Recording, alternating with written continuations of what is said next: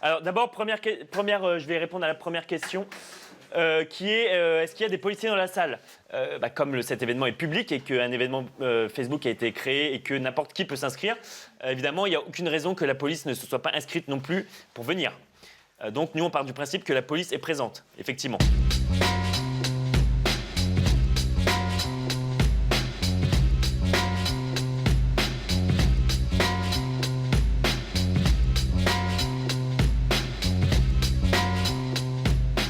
De plus en plus de citoyens souhaitent s'engager dans des formes de désobéissance civile non violente, telles que pratiquées par Greenpeace. C'est notamment faucher un champ d'OGM la journée à visage découvert, aller décrocher des portraits d'Emmanuel Macron dans les mairies, faire des actions dans les centrales nucléaires pour dénoncer le danger que représente le nucléaire en France. On a pu se rendre compte dans l'histoire récente en France que les formes de désobéissance civile non violente sont plus efficaces que les formes de lutte violente. Il y a plusieurs sujets peut-être qui vous poussent à vous engager. Il y a l'écologie, est-ce qu'il y en a d'autres? Pour moi, la plupart des sujets en fait sont assez liés. Finalement, le problème écologique, le problème des luttes sociales provient d'un système que je vis comme profondément inégalitaire. Et le fait de se lancer dans ces actions de désobéissance civile, c'est vraiment pour montrer que j'ai un désaccord profond avec ce système. Et c'est aussi pour cette conviction-là, que je suis prêt aujourd'hui à prendre plus de risques et à me lancer dans ce genre d'action-là. Donc si on n'est pas du tout prêt à se retrouver au commissariat, c'est pareil, il ne faut pas venir. Est-ce que vous êtes prêt à aller en garde à vue, à prendre certains risques, comme on a pu le voir aussi, pour justement défendre vos idées? J'ai besoin de réfléchir à la ligne rouge, jusqu'où je serais susceptible d'aller. Garde à vue, ça me fait pas spécialement peur. Après, tout ce qui est amende, je suis étudiant, donc c'est pas évident à voir.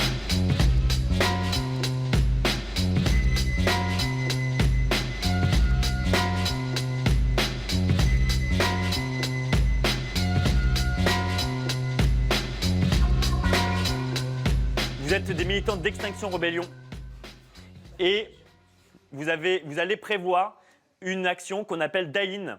Et donc, il faut que vous réfléchissiez à cette action, sachant que la police va arriver à un moment donné pour vous déloger. Donc, le but, c'est que vous essayiez de faire passer un message positif sur ce que vous faites. Urgence pour les chatons, avec l'idée que les chatons impactent particulièrement le grand public.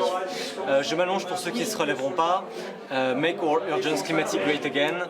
Chatons, humains, pingouins, même combat. Il faut un truc avec le sang, vu qu'ils vont verser du sang.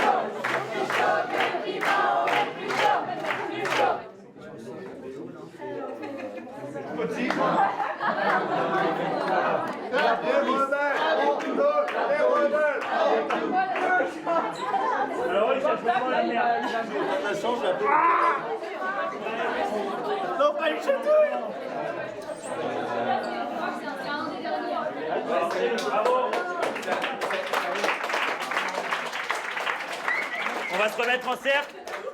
Est-ce que parmi les modes opérateurs de la police, on peut réellement avoir les chatouilles?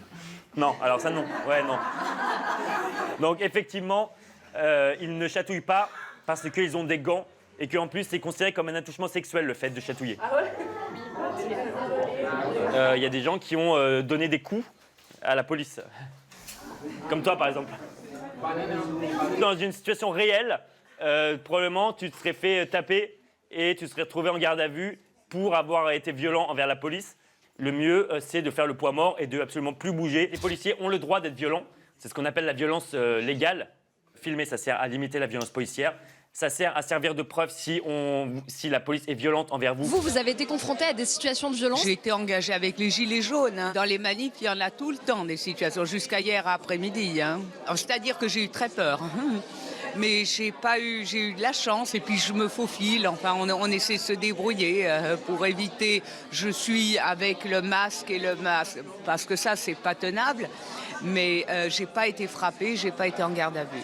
Vous voyez un CRS, vous pouvez pas réagir violemment. Je veux dire, c'est simplement, j'ai pas la capacité.